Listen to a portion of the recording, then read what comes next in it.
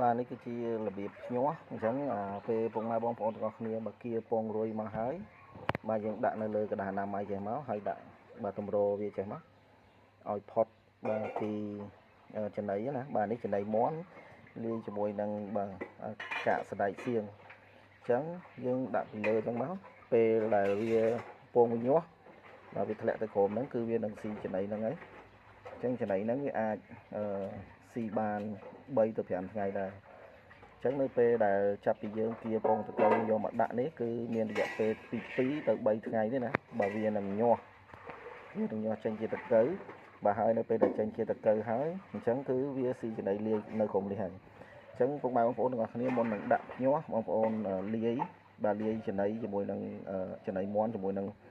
បាទអីក៏បានមកចំណីមាន់ជាមួយនឹងទឹកបាទឬមួយក៏ជាមួយនឹងកាកដលងមីឬមួយក៏ជាមួយនឹងបាទកាកសណ្ដែកសៀងបាទឬមួយកាកប៊ីយ៉ាក៏បានដែរណាបាទឬមួយក៏ពុកម៉ែបងប្អូនទាំងអស់គ្នាដាក់ចំណីមាន់សុទ្ធក៏បានដែរតែបាទលក្ខណៈពិសេសមួយទៀតពុកម៉ែបងប្អូនទាំងអស់គ្នាត្រូវយកកន្ទក់បាទរោយ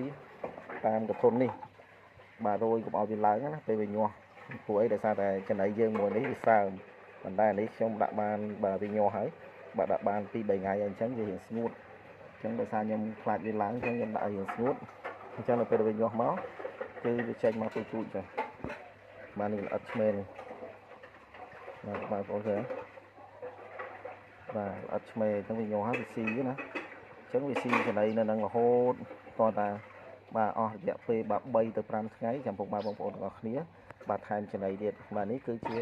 ការភ្ញាស់ពងរុយបាទងាយស្រួលមែនទែនពេលពុកម៉ែបងប្អូនទាំងអស់គ្នាបាទយកពងរុយពីខ្ញុំបាទទៅបាទយកទៅដាក់អញ្ចឹងទៅបាទយើងនឹងភ្ញាស់បានហើយបាទអរគុណ